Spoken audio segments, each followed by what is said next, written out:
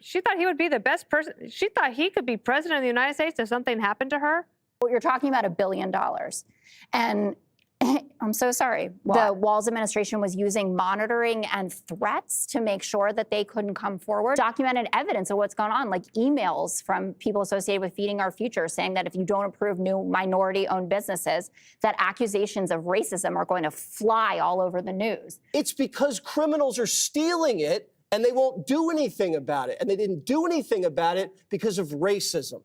Whistleblowers, like Dana said, out the wazoo, but the Democrats didn't want to touch it because they were going to be called racist. Jessica Tarlov struggles to defend Minnesota Governor Tampon Tim after the lid finally blew off his billion-dollar Somali fraud scandal. Apparently, there were years of ignored warnings, silenced whistleblowers, and a total collapse in state oversight. And now the truth has finally come to light. Gutfeld breaks down the entire fiasco, leaving Jessica in a predicament she can't spin out of. Let's get into it. I love how he's like, the only thing I'm going to take responsibility for is putting like 2 people in jail.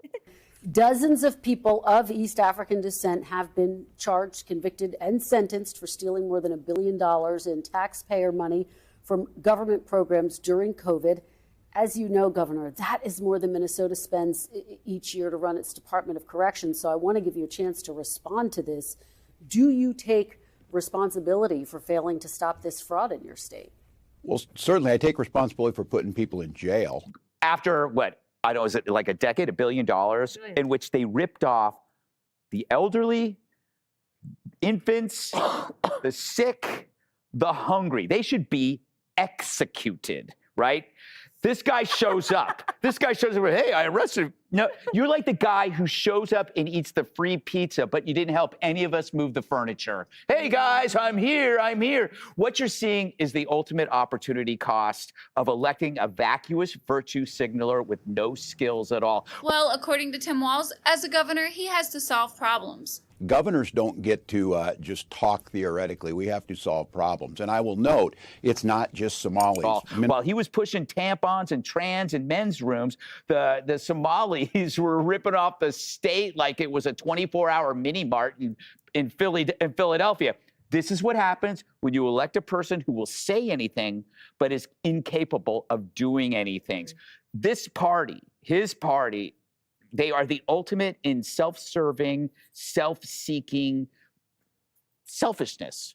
Does that make sense? Yeah. They realize that there is a reward in saying yes to everything without having any responsibility to say no. So, and again, it goes back to what I said in the A block. If you were to call out on this fraud, you go, oh, you hate Somalians.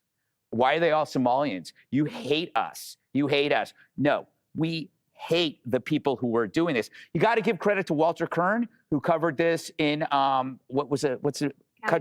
Highway, and Chris Rufo. This is back in 2023, who then really circulated it into the media, or else the New York Times never would have written about this. And it's, once again, if the Democrats reintroduce the concept of accountability to their actions, they might actually save their party. You need a wing, Jessica, in your party, the DWA party. Democrats with accountability, because there is none. It's almost like when the Democrats had the DLC, the Democrats Leadership Council, like cantaloupes. I couldn't have said it better myself. That party doesn't have any accountability. And maybe, just maybe, if they held each other accountable instead of making everything about Trump bad, they may have a chance at saving their party. But I honestly don't see that happening. And I really don't know what they would do without the president. Who would they blame for everything? It just seems to me like they're way too comfortable turning the blind eye on each other. So 30 to 40% of household income in the Somali community there is tied to U.S. taxpayer-funded welfare programs. Oh, really? Because that's funny, because they never said that happens. They always say they're very self-sufficient, but go ahead. Somalis are not terrorizing this nation. We are helping it thrive. Somalis have always seen themselves as a fabric of this nation. Somalian immigrants allegedly stole $300 million from Feeding Our Future, meals that were never made and then never delivered. And they stole hundreds of millions of dollars from Medicaid by faking autism claims. These are terrible people. And they stole, allegedly, $14 million by faking autism therapy services that obviously were never provided to the fake autism patients. And they stole, and this number goes up by the day, at least $300 million from local housing services. The list goes on, the abuse shocking, all while the governor, a man who thinks that little boys need tampons, looked the other way. Tim Walz. But not anymore. The tampon is going to go down. The most ironic thing is that he's going to be brought down by the same people who he brought to Minnesota to vote for him. Go ahead. Right, that's the point. But he claims that his state, everything is well run, everyone is prosperous and happy. Minnesota is a generous state. Minnesota is a prosperous state, a well-run state. We're AAA bond rated, but that attracts criminals. Those people are going to jail. Of course, being such a wonderful state attracts criminals. What a great way to dodge accountability. Just blame it on how wonderful and prosperous your state is. I'm sorry, but the scale of fraud under Walz's leadership is impossible to explain without just flat out admitting that he chose feelings and political correctness over basic oversight. And apparently, anyone who questioned the operation was instantly accused of racism. And if anyone tried to investigate, they were silenced. The only thing he said that was true, Greg, was that it attracts criminals. This is another crazy story. Somalia, terrible place, civil war.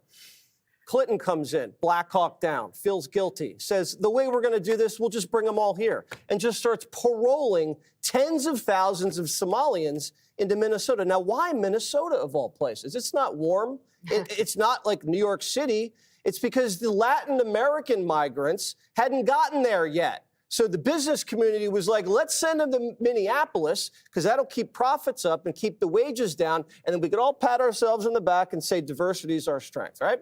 So everybody gets Social Security numbers and everybody gets welfare. And they form this huge voting bloc in the city. I think it's 80,000 Somalians are in the state of Minnesota, and they all vote Democrat. And so who figured this whole thing out? Wasn't just New York Times, wasn't just Chris Rufo, Doge. What did we hear in the beginning of the year? That criminals were ripping off nonprofits. They were just stealing money.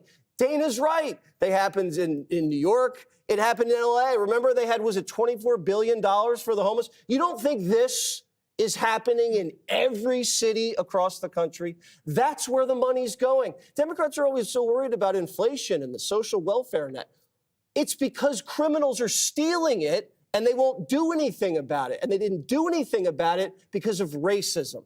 Whistleblowers, like Dana said, out the wazoo, but the Democrats didn't want to touch it because they were going to be called racist. So they let them steal $1 billion.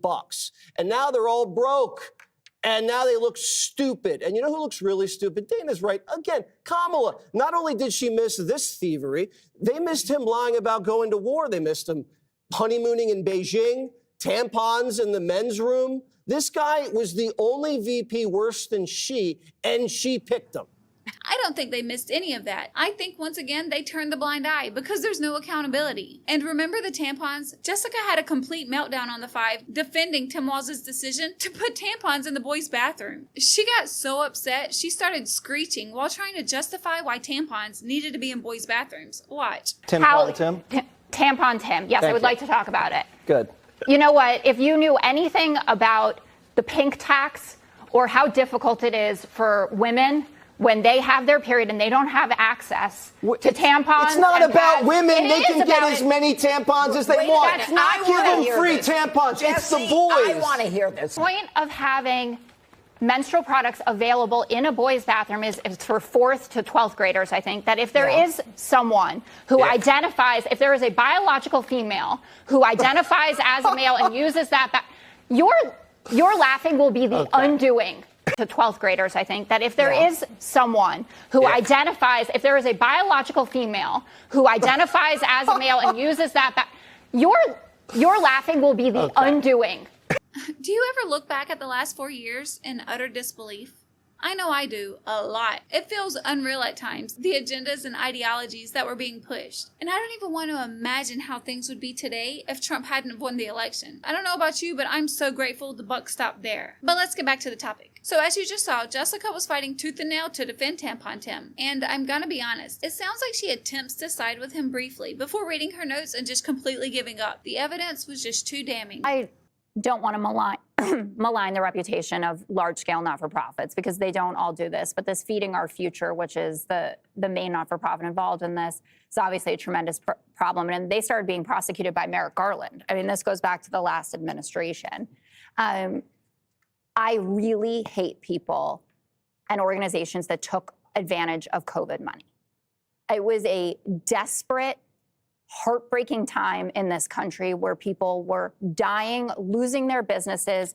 Their kids were not in school. They didn't know how to take care of them.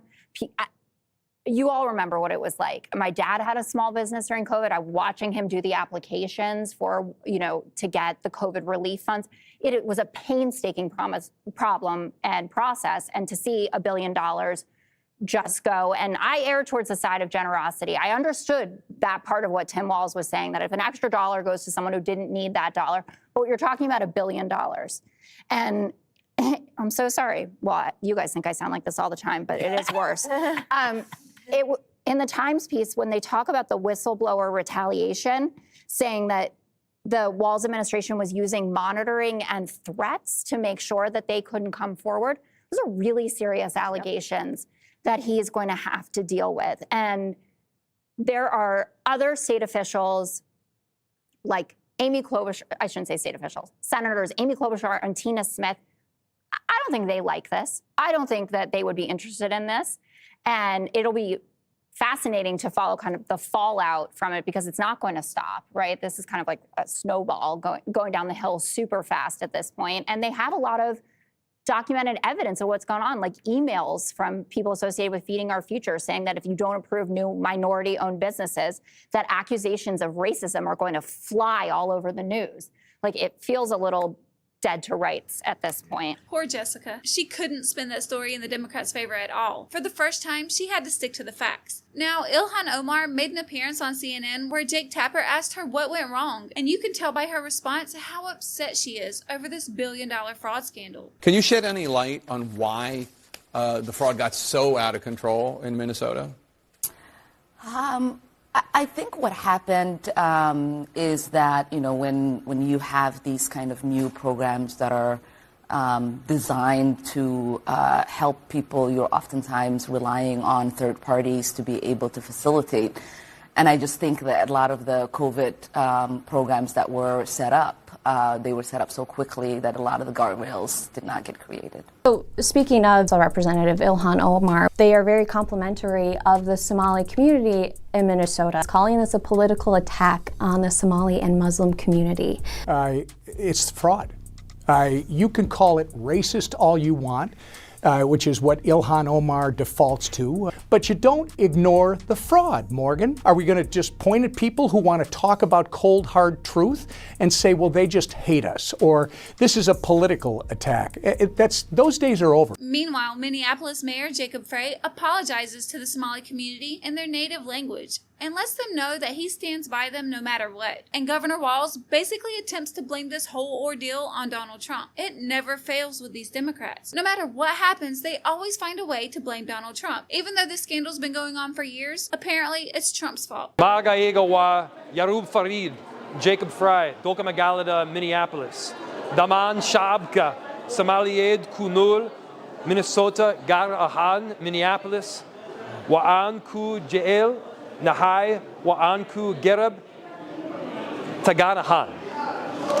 To our Somali people living here in Minneapolis and in Minnesota, we love you, we stand with you. For decades now, you have made our city and our state a better place.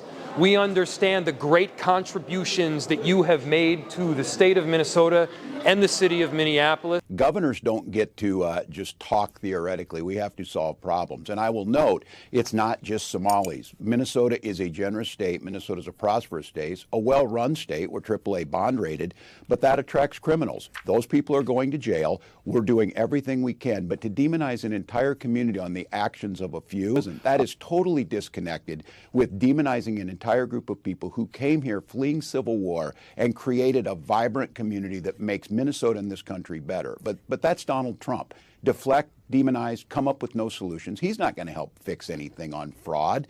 My God, there's a big difference between fraud and corruption is something he knows about. He doesn't take any accountability, and he really tried to blame Trump while still protecting the ones involved in this scam. Everyone who saw the signs warned that this fraud was happening, and the Democrats just ignored every single one of them. And this was not an accident, and it had nothing to do with incompetence, but everything to do with a system that's built on avoiding accountability. I just wonder if we would have ever heard about this if Trump hadn't won. My spidey senses are telling me no, which also makes me wonder how many more billions would they have gotten away with. And these aren't isolated issues. These are symptoms of the political environment that Walz and his party built. Because when you create pockets of people who operate by their own rules, and then you tell everyone that criticizing those very systems is racist, you basically create the perfect breeding ground for corruption. And that's exactly what happened here. But let's be honest, Walz is probably never going to jail because politicians like him never do. We've watched this exact cycle over and over. Fraud happens, warnings get ignored, whistleblowers get punished, the media covers it up, and the politicians who are involved move on like nothing ever happened. No one pays the price. And because no one pays the price, it keeps happening. But in this case, it seems like Walz did more than just ignore the problem. Apparently, he silenced the people who were trying to expose it. So doesn't that make him an accomplice? Doesn't that mean he helped to protect or enable the fraud? Most people would be arrested for way less than what took place under his watch. But because he's a Democrat governor, the rules don't apply to him. This was $1 billion fraud scandal, so that means that money was taken from the American people, while Democrats tried to pretend nothing was happening. If a Republican had done this, the media would demand impeachment and prison immediately. But because Walz is a Democrat, the same people who cry about corruption and scream that no one is above the law, well, they stay silent. And you know the situation is bad when Jessica Tarlov can't even find an angle to defend it. She's literally built her entire career defending every Democratic failure on instinct, to the point to where it comes second nature to her. But this time, she had nothing to say in their defense. She couldn't spin, she couldn't lie, she couldn't deny, she couldn't deflect, she couldn't even try to twist it into some partisan talking point. I think she realized it was too messy.